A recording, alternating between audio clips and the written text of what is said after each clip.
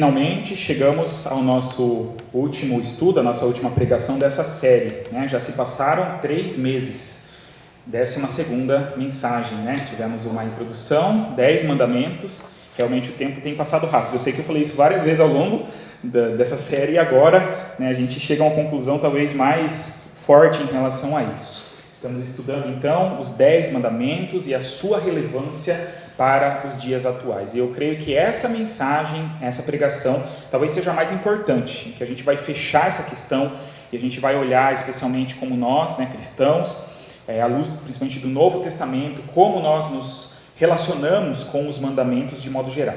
Claro que nós já aprendemos muito, né, durante essa jornada, mandamento por mandamento, nós olhamos para os princípios que estão por trás desses mandamentos e que precisam ser vividos, devem ser aplicados nas nossas vidas, mas hoje a gente vai fazer isso de uma forma ainda um pouquinho mais intensa. Hoje nós não temos um texto base, né? O texto lá de Êxodo 20, que a gente estava usando em todos os mandamentos, porque hoje, então, essa conclusão a gente vai passar por vários textos. Mas então eu quero começar com uma citação. Fiz isso, né, em todas as mensagens, hoje começo novamente com uma citação do De Young. E ele diz o seguinte: precisamos ainda das 10 palavras entregues no Sinai. Foram elas mudadas em alguns aspectos com a vinda de Cristo? Certamente foram transformadas, mas não descartadas. Então, entendemos e temos visto ao longo das semanas o valor que há nesses mandamentos, nessa instrução de Deus para o seu povo, que ainda são muito válidos para nós. É claro que, como ele diz aqui, com variações, com algumas mudanças, e nós vamos aprofundar isso hoje, mas com certeza são válidos e nós devemos valorizar esse trecho também, né, essa parte da palavra de Deus para nós. Como não temos um texto base, convido você neste momento a orar comigo, pedindo que Deus fale aos nossos corações. Nosso Deus, nós te agradecemos por esse período, essa jornada que tivemos e que aprendemos tanto, em que pudemos ver, ó Deus, tantas coisas que muitas vezes nós não damos tanta atenção ou achamos que não são tão relevantes para nós, mas vimos que são sim, ó Deus, e que precisamos estar atentos a toda a Tua palavra e que sempre temos o que aprender e que sempre temos que crescer. Então pedimos, ó Deus, que mais uma vez nessa noite o Senhor ainda nos instrua, que o Senhor possa fechar, ó Deus, esse ensinamento que tivemos por tantas semanas, mas que nessa noite, né, possamos compreender ainda mais um pouco sobre esse assunto e que tenhamos, ó Deus, de fato o prazer, o interesse de vivermos isso na prática nas nossas vidas. Fala conosco, fala com cada um, ó Deus, seja aqueles que estão aqui agora, estamos juntos presencialmente, mas com aqueles que também verão esse vídeo em outro momento, que da mesma forma a Tua palavra chegue aos corações e opere, ó Deus, as transformações que o Senhor tem para cada um de nós. Tudo isso te pedimos humildemente, oramos no nome de Jesus. Amém. Bom, então o que nós mais destacamos, né, ao longo dessa jornada é essa questão dos princípios que estão por trás de cada mandamento. E cada semana eu escolhi um termo, uma palavra, né, para ser a referência daquele estudo. Então hoje, para iniciar, nós vamos revisar de forma bem rápida cada um desses mandamentos. E aí aqui a gente já consegue visualizar os 10, né? E você pode perceber que eu escolhi sempre termos positivos, né? A gente viu que a maioria dos mandamentos são proibições diretamente, mas eu escolhi termos positivos, né? Que precisam ser, então, princípios que precisam ser entendidos por nós e vivenciados também. Então, só fazendo uma breve leitura aqui, na primeira semana, né, a segunda mensagem, mas o primeiro mandamento, nós falamos sobre a exclusividade. O mandamento é: não terás outros deuses diante de mim. Na segunda semana falamos sobre adoração, falamos sobre a importância no modo da adoração também. E aí o mandamento é: não farás para ti imagem esculpida. O terceiro mandamento diz respeito à santidade de Deus. E o mandamento é: não tomarás o nome do Senhor teu Deus em vão. Falamos, né, vimos o quanto isso é importante, a nossa vida estar alinhada com o nosso discurso, e sempre que nos referimos, né, envolvemos o nome de Deus nas nossas vidas, precisamos ter muita responsabilidade. O quarto mandamento, no quarto nós vimos sobre a dependência, que é o mandamento: lembra-te do dia de sábado para o santificar. Também esse é, talvez, falamos, né, o mais polêmico, que tem algumas opiniões muito fortes na questão literal do sábado, mas nós pudemos ver um bom panorama aqui de como a Bíblia trata isso no Novo Testamento, e vimos mais uma vez essa questão desse princípio por trás, que é mais importante. Falamos sobre a questão da necessidade do descanso, da necessidade da nossa dedicação a Deus, de ter um tempo para isso, e acima de tudo, esse conceito da dependência, do reconhecimento de que Deus é quem nos sustenta, de que nós devemos então confiar e depender dele. Depois, o 5º mandamento, falamos sobre honra o teu pai e a tua mãe, essa relação. Esse é o primeiro mandamento horizontal que falamos, que tem a ver com a nossa relação com as pessoas. Os primeiros 4 era a nossa relação com Deus, e aí falamos sobre essa necessidade, de como lidar com os relacionamentos, a começar na nossa casa, na nossa família. O 6º mandamento, falamos sobre vida, não matarás. Falamos aqui sobre o valor da vida e a preservação da vida, a necessidade de preservação da vida.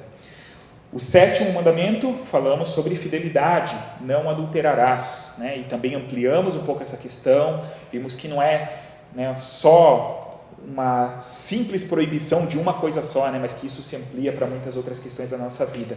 Assim como no 8º, em que falamos sobre honestidade, com o mandamento não furtarás.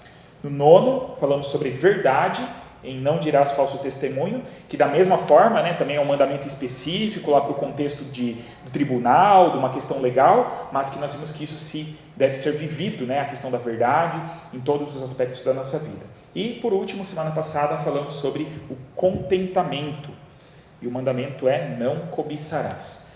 E falamos o quanto é importante, nós cristãos reconhecermos, nesse reconhecimento de que Deus é quem nos sustenta e de que o que nós temos na verdade é dele, não é nosso, nós somos seus mordomos, e como devemos lidar com tudo isso, nos alegrando no Senhor.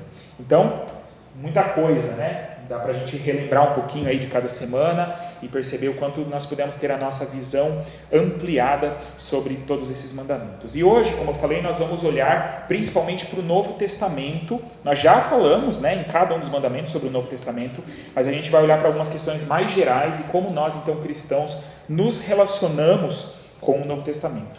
Nesse próximo tópico, que é então verdade sobre a lei no Novo Testamento, nós vamos olhar principalmente para textos bíblicos. Hoje nós não teremos tantas citações dos autores que eu tenho usado como referência, mas vamos olhar para vários textos bíblicos. Então, eu quero trazer aqui algumas verdades para as nossas vidas sobre a lei, o que o Novo Testamento fala sobre ela. E a primeira verdade que nós encontramos é que nós vivemos uma nova aliança.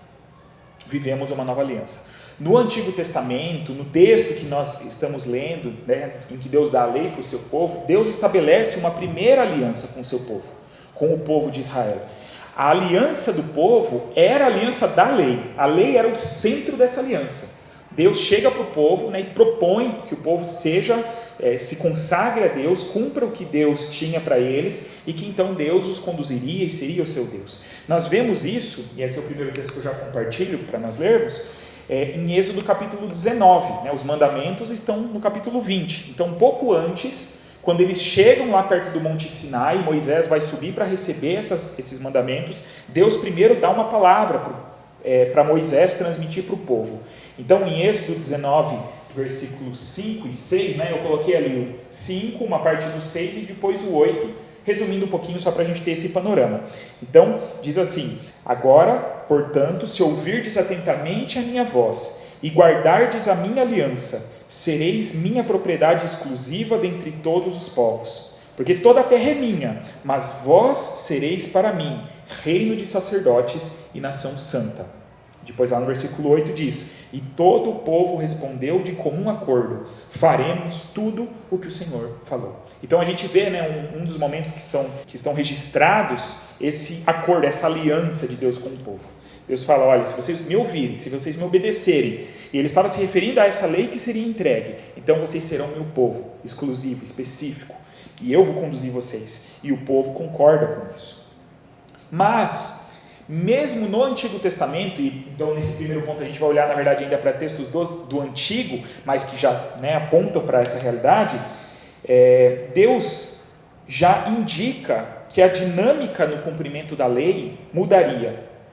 que essa relação de Deus com o seu povo, chamado seu povo, que é ampliado no Novo Testamento, que isso então mudaria. E aí eu trago um novo texto, que já é uma profecia do profeta Jeremias, que já fala sobre essa nova realidade, que já promete isso. Então olha que interessante, Jeremias capítulo 31, versículos 33 e 34 diz o seguinte: mas esta é a aliança que farei com a casa de Israel depois daqueles dias, diz o Senhor. Porei a minha lei na sua mente e a escreverei no seu coração. Eu serei o seu Deus e eles serão o meu povo. E não ensinarão mais cada um o seu próximo, nem cada um a seu irmão, dizendo: conhecei o Senhor, porque todos me conhecerão, do mais pobre ao mais rico, diz o Senhor, porque perdoarei a sua maldade e não me lembrarei mais dos seus pecados. Então Deus já está anunciando através do seu profeta que essa relação mudaria e que ele traria então uma nova aliança, né? Esse é o ponto que estamos vendo, nós vivemos uma nova aliança. A primeira aliança foi construída com base na lei, mas viria uma nova aliança com o povo. E nessa aliança, né, como lemos aqui, está até destacado no texto, Deus diz que ele colocaria a sua lei na nossa mente, na mente das pessoas, e escreveria a lei no seu coração. Na mensagem de introdução, nós vimos aqui que Deus escreveu literalmente os 10 mandamentos, né, naquelas tábuas que foram dadas a Moisés, né, de pedra. E agora Deus usa esse mesmo termo, né? Eu escreverei essa lei no coração das pessoas. E aí a gente já vê essa mudança radical, né? O destaque da mente e do coração. Por isso que nós falamos tanto ao longo dessas semanas sobre essa questão do coração, das intenções, de como Jesus, né, ao reinterpretar a lei, ele falava sobre isso, que não é só seguir uma ordem simples e dura e seca, né? Não furtarás, então não pego nada de ninguém, estou livre, né? Não, Jesus vem mostrar que isso tem a ver com mais questões do nosso coração, não especificamente desse mandamento, né? Não furtarás, mas em outros, não adulterarás, não matarás. Jesus deixa muito claro isso, que é algo mais profundo. Então eu coloquei aqui, como eu falei, nesse primeiro ponto, textos do Antigo Testamento, para mostrar que tem sentido nisso tudo, que isso já fazia parte do plano de Deus. Que Deus, então, estabeleceu aquela primeira aliança, já tendo em vista que viria uma nova. Esse texto que a gente acabou de ver aqui, de Jeremias, ele é citado lá no Novo Testamento pelo autor da carta aos Hebreus. Em Hebreus capítulo 8, o autor escreve exatamente essas palavras, ele registra, né, tratando da realidade presente, já no Novo Testamento, após Jesus Cristo ter vindo. Então essa realidade, né, foi prometida, sim, é implantada no período do Novo Testamento, no período da igreja, quando Deus então agora abre, né, as portas e amplia esse seu chamado, não mais só para aquele povo, para aquela raça, mas agora é aberto para os gentios, né, para todos nós, para as pessoas de todas as nações, para fazerem parte então da igreja. Então, como comentamos já, a antiga aliança se baseava na lei, a nova aliança se baseia na obra, no sacrifício de Jesus Cristo. É essa agora a referência para a nossa vida. É essa a base do nosso relacionamento com Deus. Não é mais a lei. A lei foi num período. Então essa é a primeira grande mudança que ocorre. E precisamos entender isso, porque senão vamos distorcer. Senão vamos, né, tratar de uma forma inadequada com isso. Então essa é a primeira verdade. Vivemos uma nova aliança. A segunda verdade que eu trago sobre a lei no Novo Testamento é que a lei, ela é importante, ela continua importante, mas ela é limitada. E aí são muitos textos que são tratados isso, porque a igreja surge de dentro do judaísmo, do povo judeu. E aí a gente sabe, né, de vários momentos em que tiveram problemas por causa disso. E aí os autores do Novo Testamento, principalmente Paulo, têm que tratar sobre isso. Porque chegavam pessoas na igreja que tentavam impor novamente os costumes judaicos, as práticas, as festas, a questão até mesmo da circuncisão. Então as pessoas diziam, não, para seguir a Deus você tem que fazer isso. E Paulo tem que combater. Então é importante termos essa visão desses dois pontos. Então o primeiro texto que eu trago nesse ponto é para mostrar que a lei ela é importante sim. Olha o que o próprio apóstolo Paulo vai dizer em Romanos 7,12. Esse texto mais curtinho, que você pode ler comigo? De modo que a lei é santa e o mandamento santo, justo e bom. Então Paulo deixa claro, nesse texto, né, de Romanos 7, Paulo está falando da questão da lei, da questão da graça, mas ele deixa claro isso, não é que a lei é ruim, o problema não está na lei, mas está em nós. Paulo vai dizer nesse texto de Romanos 7 que a lei nos mostra, né, nos deixa claro aquilo que é errado ser feito, e aí o pecado se aproveita disso, né, e aí entra na nossa vida e nos conduz para fazer aquilo que é errado. E aí a grande questão que Paulo está demonstrando para os romanos é que a lei não tem o poder de nos transformar. Só essas proibições, essa orientação, não tem o poder de entrar no nosso coração e de modificar a nossa maneira de viver. Não tem esse poder. Se tivesse, estava resolvido já no Antigo Testamento. Então a lei ela é boa, ela foi dada por Deus. Como nós vimos na introdução, a lei reflete o caráter de Deus. E Deus se baseia na sua ação de amor, de libertação pelo povo para dar a lei, dizendo, olha, eu vou instruir vocês como vocês devem caminhar. Mas naquele período eles estavam dessa forma debaixo da lei, né? Eles eram, essa era a forma, era como falamos, a base da aliança, era a forma principal pela qual eles se relacionavam com Deus. Mas Paulo está mostrando, olha, isso aconteceu por um período, mas a lei não tem esse poder de modificar a nossa mente, de nos transformar. A lei, ela revela, segundo a Bíblia, a lei revela o pecado. Ela evidencia a nossa condição de pecadores, mas ela não pode nos salvar. E Paulo vai deixar claro isso num outro texto dos Romanos. Agora capítulo 3. Eu peguei 2 versículos também, né? Romanos 3, 20 e aí depois o 28. Você pode ler comigo também?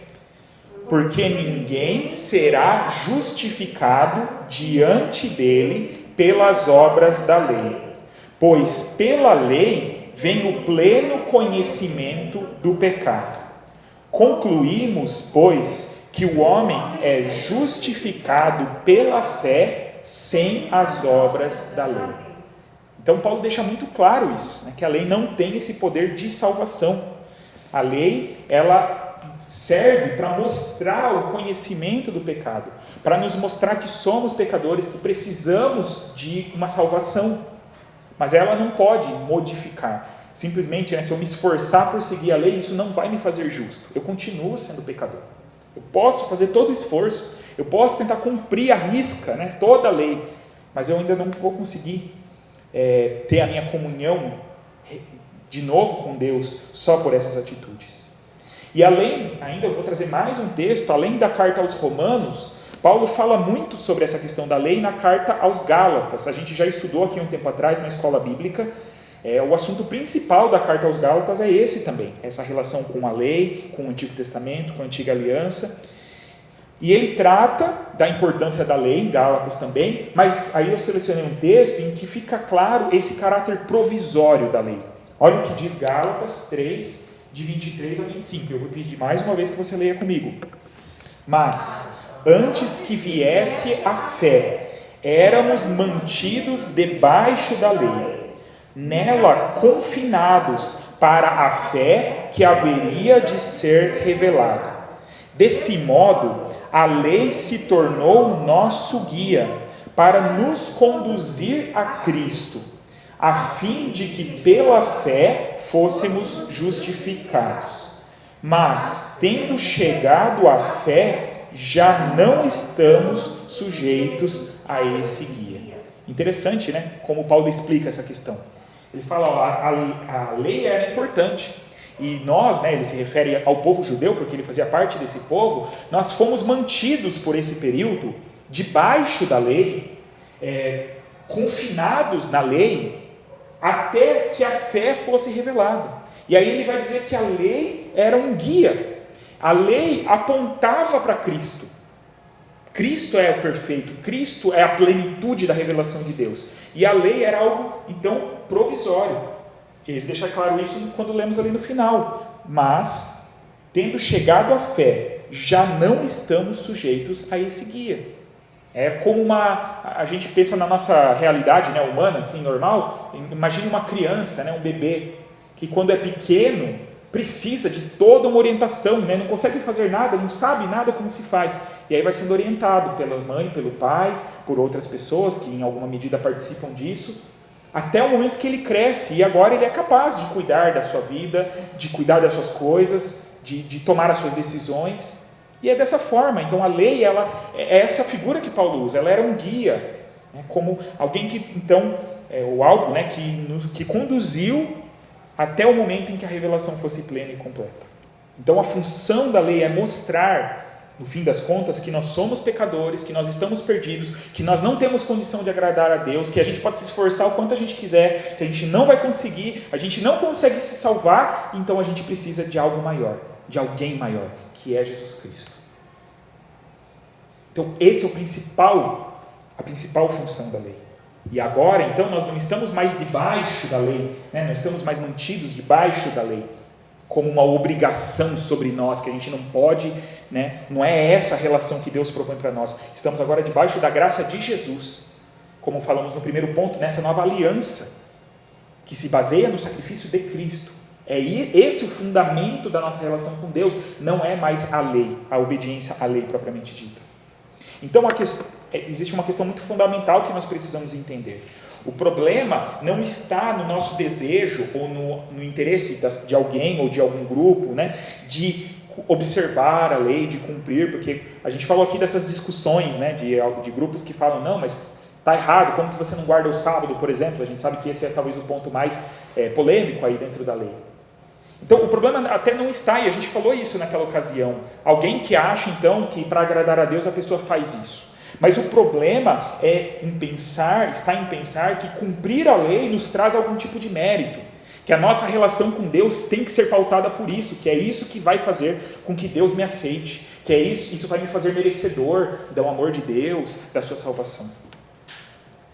Nós devemos sim cumprir os princípios da lei de Deus, mas não pela força, não pela obrigação, nem para ter um mérito diante de Deus, mas sim por gratidão e pelo desejo de agradar a Deus. Em resposta, como falamos, né, lá no início, que Deus então liberta o povo do Egito e dá essa orientação. Da mesma forma, a gente falou isso, Deus nos liberta do pecado e agora Ele nos instrui como viver. E a gente adota esses princípios para a nossa vida. Mas não é porque isso que vai então nos fazer algo, ou vai nos dar algo diante de Deus. E temos ainda uma terceira verdade. A primeira é que vivemos em uma nova aliança. A segunda verdade no Novo Testamento sobre a lei é que a lei é importante, mas é limitada. E a terceira é que Jesus resume a lei em 2 mandamentos. Esse é um outro texto fundamental, um outro texto chave no Novo Testamento sobre a lei. É um diálogo que Jesus tem com um doutor da lei. Esse texto está registrado, né, esse diálogo está registrado em Mateus 22, em Marcos 12, mas eu vou projetar aqui o texto de Mateus 22. Esse é o texto que eu vou ler, né, que ele é um pouquinho mais extenso, e também a letra está um pouco menor, peço que você acompanhe. Mateus 22, do 34 ao 40. Quando souberam que ele calara os saduceus, os fariseus reuniram-se. Um deles, doutor da lei, interrogou-o para colocá-lo à prova. Mestre, qual é o maior mandamento na lei? Jesus lhe respondeu: amarás o Senhor teu Deus de todo o coração, de toda a alma e de todo o entendimento. Este é o maior e o primeiro mandamento. E o segundo, semelhante a este, é: amarás o teu próximo como a ti mesmo. Toda a lei e os profetas dependem desses 2 mandamentos. Interessante, né, a resposta de Jesus. Jesus não cita diretamente nenhum mandamento dos 10. Não é que ele inventa, né, esses termos que ele usa, porque esses mandamentos aparecem no Antigo Testamento. Esse texto de amar a Deus de todo o coração, alma e entendimento, é aquele texto do chamado Shema Israel, ouve, ó Israel, está em Deuteronômio. Então, esse texto ele é até hoje, né, um texto fundamental realmente para os judeus, essa questão da dedicação total, do amor a Deus. E esse mandamento de amar ao próximo como a ti mesmo também aparece no Antigo Testamento, se eu não me engano, no livro de Levítico, não trouxe aqui a referência, mas ele aparece também. Mas Jesus faz isso, né, para mostrar que esses 2 mandamentos resumem toda a lei. É interessante que um deles resume o que nós chamamos dos mandamentos verticais, né, a relação com Deus, que é amarás ao Senhor teu Deus de todo o coração, toda a alma e todo o entendimento. E os outros, que são horizontais, são resumidos no segundo, que é amarás o teu próximo como a ti mesmo. No fim das contas, tudo se resume no amor para Jesus, né, e no Novo Testamento. Então isso muda muito a dinâmica. Antes era uma relação de obrigação, como a gente está falando.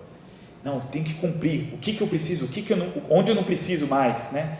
A gente sabe que eles tinham, né? Os judeus têm um código de leis muito mais extenso. Mas era essa preocupação, né? Até onde eu posso ir, onde eu não posso mais ir, é uma questão técnica. E aí Jesus traz isso totalmente para o coração, né? E essa relação nossa com Deus e agora com o próximo também devem se estabelecer no amor, com base no amor. E é muito interessante também nós percebermos, ao olhar para as Escrituras, a forma como Jesus vivencia isso. Ele aqui instrui, né, no texto que nós lemos. Ele instrui as pessoas, a todos nós, o que importa para Deus e como nós cumprimos os mandamentos, que se resumem a esses dois. Mas Jesus nos deu o exemplo perfeito do cumprimento desses dois mandamentos. E aí eu trago agora uma citação do pastor Isaltino, que ele diz: Jesus encarnou na sua vida os mandamentos que se sintetizou em dois. Amou a Deus até o fim e amou o próximo até o fim. A maior prova do seu amor está na cruz, em que ele mostrou seu amor ao Pai, obedecendo-o, e mostrou seu amor pelos homens, por eles morrendo. Mais do que externalidades, o cumprimento dos mandamentos se evidencia em amor. Então Jesus nos orienta nisso, mas ele vive primeiramente isso. Jesus não descumpriu nenhum dos mandamentos, mesmo naqueles, né, em que ele foi confrontado e as pessoas achavam que ele estava descumprindo, como por exemplo no sábado. Mas ele, acima disso, ele mostra essa realidade.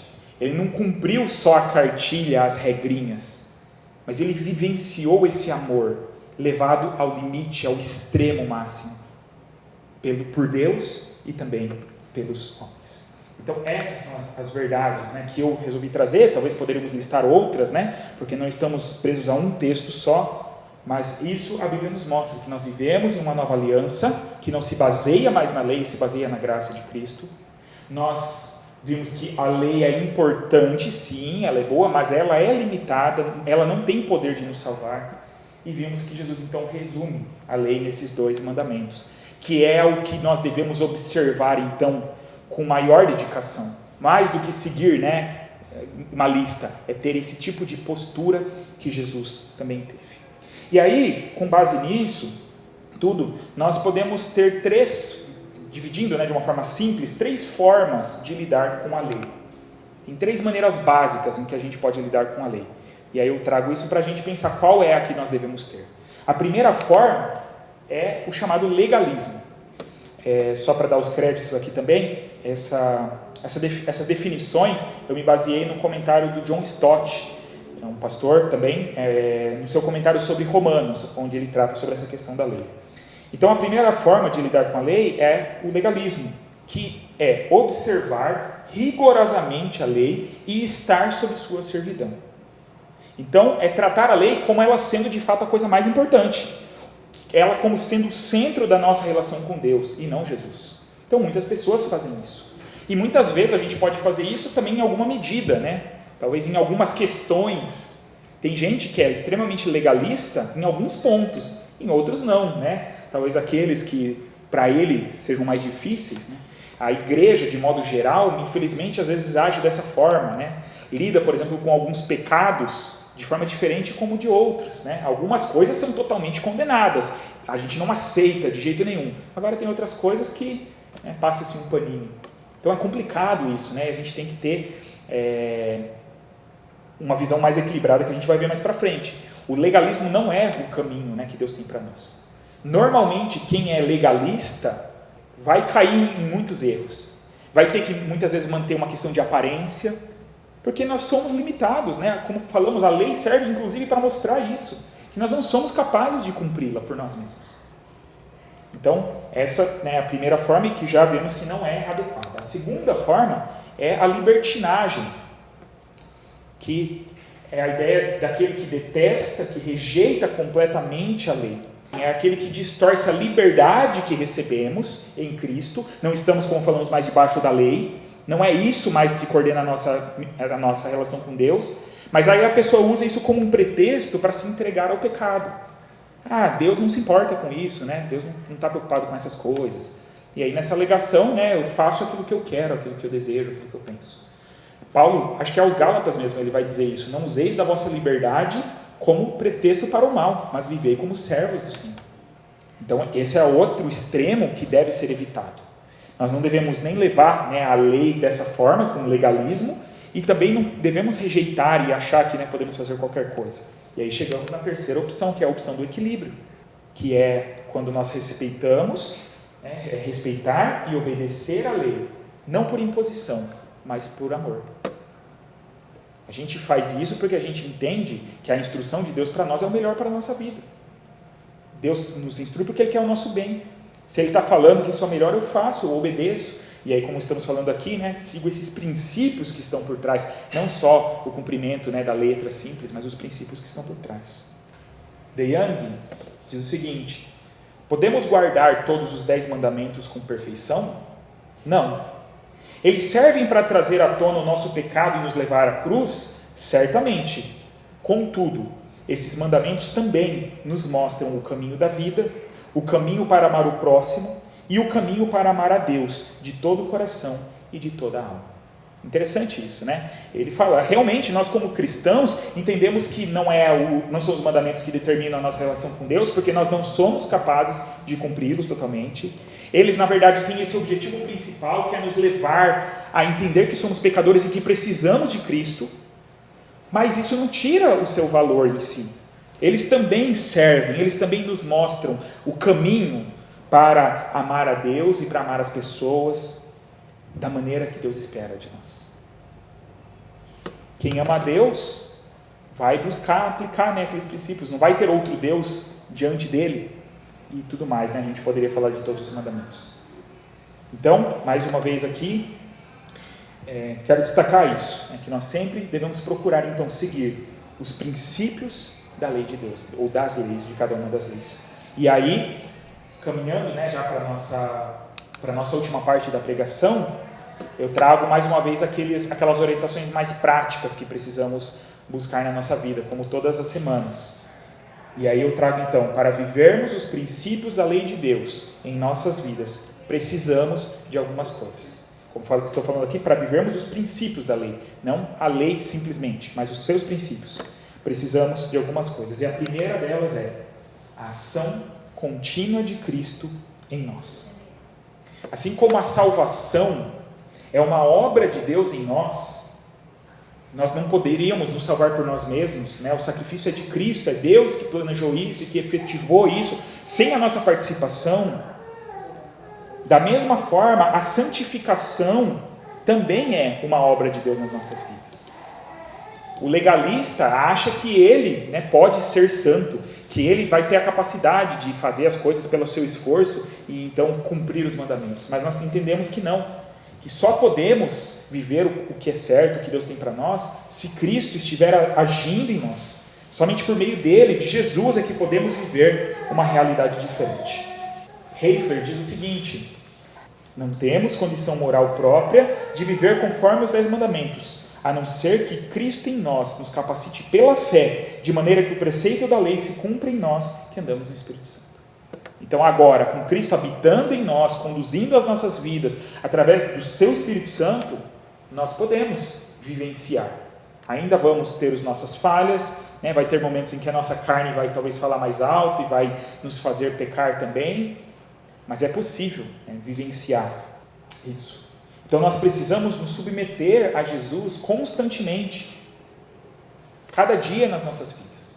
Cada vez que nós deixamos isso de lado, cada vez que a gente foca em qualquer outra coisa, a gente tira os nossos olhos da palavra, tira os nossos olhos de Cristo, a gente se perde, a gente vai para outras direções. Mesmo que a gente se esforce, a gente não é capaz. Então precisamos manter, né, os nossos olhos em Cristo e pedir, né, clamar sempre pela sua ação nas nossas vidas.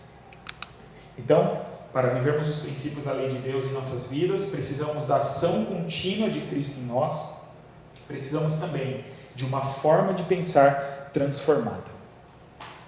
Primeiro que a gente só pode ter uma forma de pensar transformada com o primeiro ponto, né, com a ação de Cristo em nós.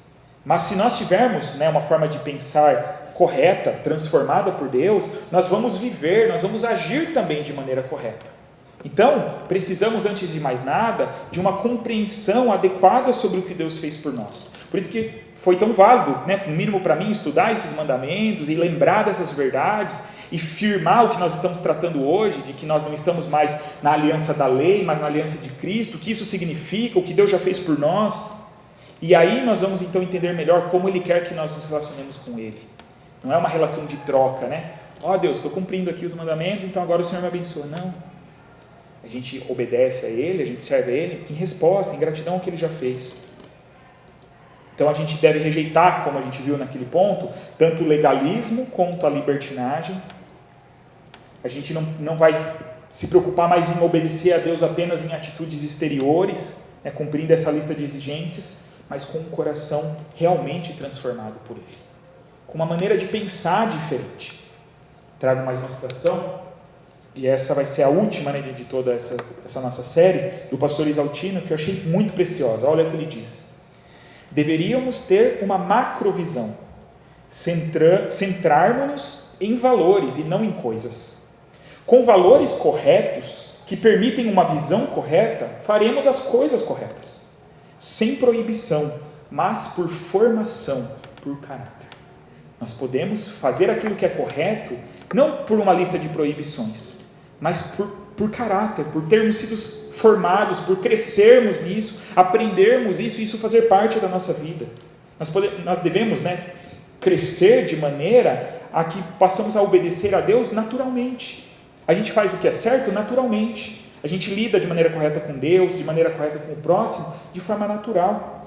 Porque estamos ligados a Cristo e porque Ele habita em nós e Ele nos conduz a essa transformação todos os dias. Então aí a gente não precisa mais de alguém o tempo todo dizendo para a gente: não pode, não pode, não pode. Que é o que a lei fazia e seguia, né? É a criança que pequenininha quer enfiar porque quer o dedo na tomada. Por várias vezes, e a mãe tem que falar, né? O pai tem que falar: não pode, não pode, não pode. Mas vai chegar um dia, né? Talvez até vai enfiar, vai tomar um choque às vezes não. Mas vai chegar um dia que ela vai entender isso e que ela vai passar para um outro nível. E não vai mais ficar tentando. Eu não vou agora tentar enfiar o meu dedo ali na tomada para ver o que acontece. Porque eu já aprendi isso, já faz parte da minha formação. Né? Passa para o próximo nível. E é isso que Deus quer fazer na nossa vida. Que a gente passe para o próximo nível. Não precisa ficar com esse negócio, né? Não precisa dar uma polícia em cima da gente 24 horas.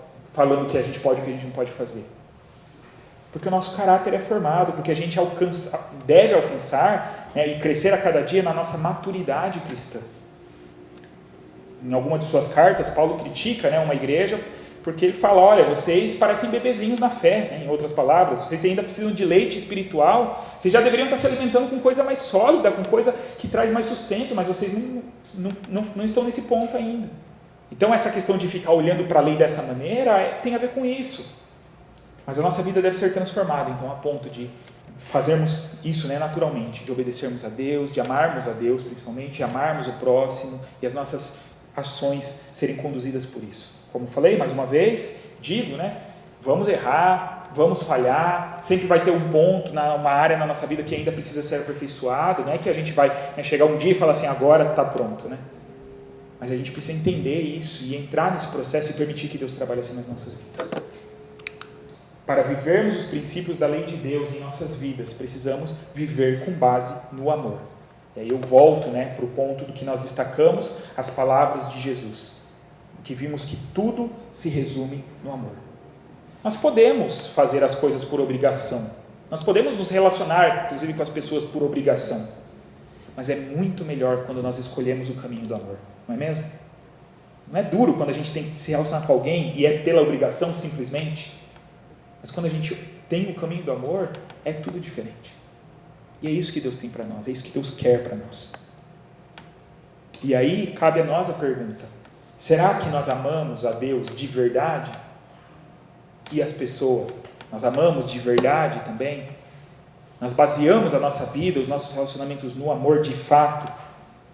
Porque se realmente nós amarmos a Deus, não será um peso agradá-lo, não será um peso fazer a sua vontade, não será um peso, né, não ter outros deuses diante dele, não ocupar nosso coração com outras coisas, porque a gente ama ele, a gente vai se dedicar a ele por esse amor, por esse interesse, porque a gente quer isso.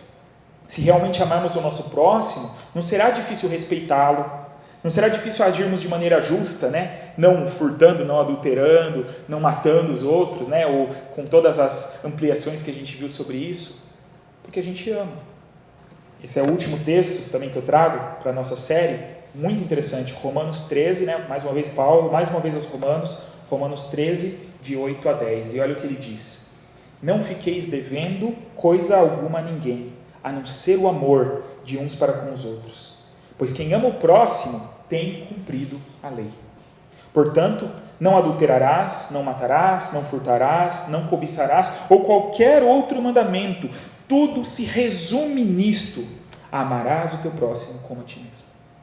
O amor não faz mal ao próximo, de modo que o amor é o cumprimento da lei. A gente precisa entender isso. A gente precisa viver isso de fato como igreja, como cristãos. Essa deve ser a nossa visão das coisas. Os mandamentos são importantes? São, mas sempre como essa atitude de resposta, de gratidão e de amor a Deus.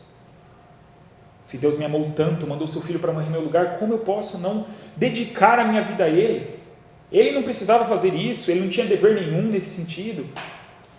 E como eu posso então ocupar, né, o meu coração com outras coisas e ter ídolos de estimação no meu coração? E se Deus me amou dessa forma, como eu posso lidar com os outros de uma maneira diferente, achando que é justo, né? Mas fulano fez isso, Beltrano fez aquilo, e aí então eu vou reagir a essas questões. Não, mas eu também vivo em amor. Sempre será um desafio, né? Por isso que falamos, precisamos de Cristo em nossas vidas. Precisamos dessa maneira de pensar transformada e que vai sendo transformada a cada dia, até que a gente seja capaz de viver mesmo, de fato, com base no amor. Finalizo, né, toda essa nossa reflexão, esses 3 meses de reflexão, com o trecho finalzinho que a gente leu. E aí quero pedir que você leia uma última vez comigo. Vamos lá? De modo que o amor é o cumprimento da lei. Que Deus nos ajude, que Deus nos capacite a cada dia a amarmos mais. Se amarmos, cumpriremos a lei. Se amarmos a Deus, cumpriremos o que Ele espera de nós em relação a Ele. Se amarmos o próximo, cumpriremos essas leis também. Esse possa ser o nosso desejo, que Deus nos capacite a cada dia para vivermos mais e mais isso. Amém?